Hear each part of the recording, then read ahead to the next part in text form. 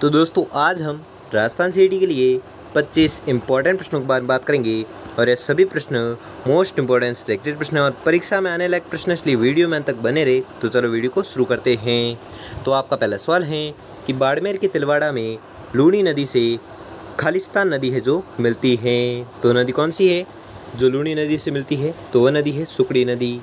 तो दोस्तों आपको 25 प्रश्न दिए जाएंगे, जिसमें से आपने कितने प्रश्न सही किए हैं वो हमें लास्ट में कमेंट बॉक्स कमेंट करके जरूर बताएं, जिससे कि आपकी प्रिपरेशन का पता चलता रहेगा। तो अगला प्रश्न देखते हैं। अगला सवाल है कि भीलवाड़ा जिले की खालिस्तान नदी पर बागोर स्थित है, तो वह नदी है कोठारी नदी, जिस पर क्या स्थित है? बागोर।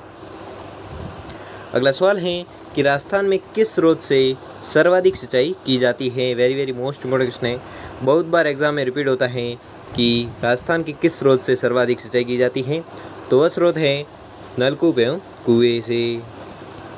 अगला सवाल है कि मारवाड़ का अमृत सरोवर कहलाता है। वेरी मोस्ट इम्पोर्टेंट क्वेश्चन है, बहुत बार एग्जाम में रिपीट होता है कि मारवाड़ का अमृत सरोवर कहलाता है।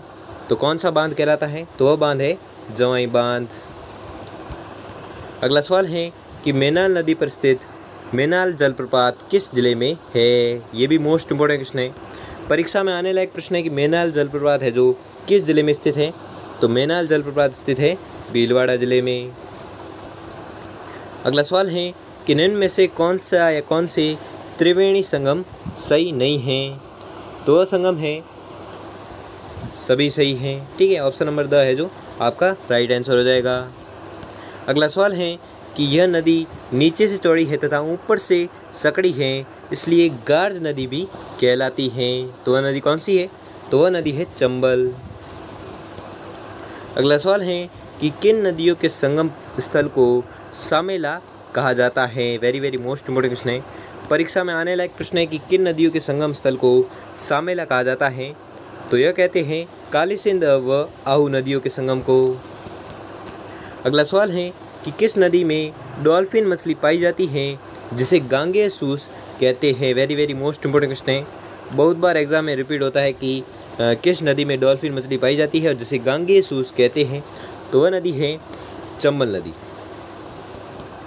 अगला सवाल है कि किस नदी पर भारत का एकमात्र घड़ियाल अभ्यारण्य स्थित है? वेरी मोस्ट इम्पोर्टेंट क्वेश्चन है, बहुत बार एग्जाम में रिपीट होता है कि भारत का एकमात्र घड़ियाल अभ्यारण्य है जो स्थित है किस नदी पर? तो वह नदी है चंबल नदी पर। अगला सवाल है कि राज्य का सबसे ऊंचा बांध खालिस्तान है, तो वह बांध कौन सा है जो राज्य का सबसे ऊंचा बांध है? तो वह बांध है जाखम बांध। ये भी वेरी मोस्ट इम्पोर्टेंट क्वेश्चन है, बहुत बार एग्जाम में रिपीट होता है कि राज्य का सबसे ऊंचा बांध कौन सा है? तो वह बांध है जाखम बांध, जो राज्य का सबसे ऊंचा बांध है।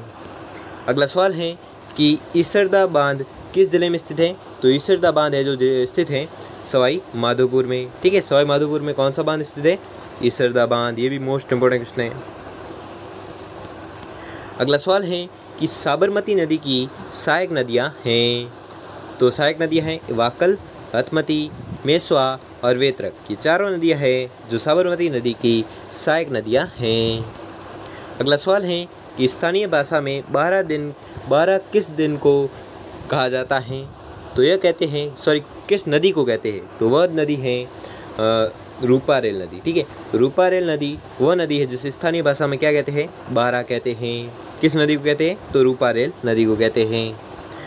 अगला सवाल है कि झालावाड़ में स्थित गागरोन का किला किस नदियों के संगम पर बना है? तो आपको याद रखना है वह है आहू और कालीसिंध, ठीक है। आहू और कालीसिंध नदियों के संगम पर बना हुआ है कौन सा किला?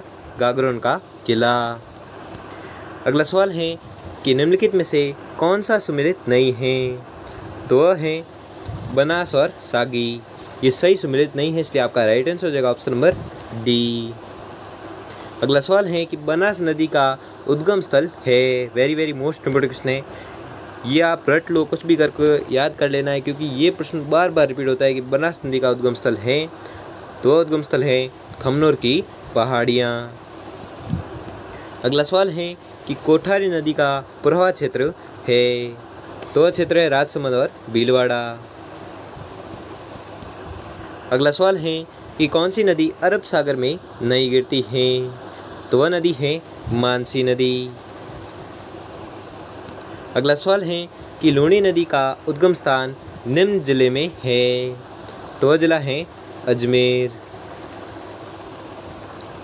अगला सवाल है कि चंद्रभागा एवं कोठारी नदी किस अपवाह तंत्र का भाग है।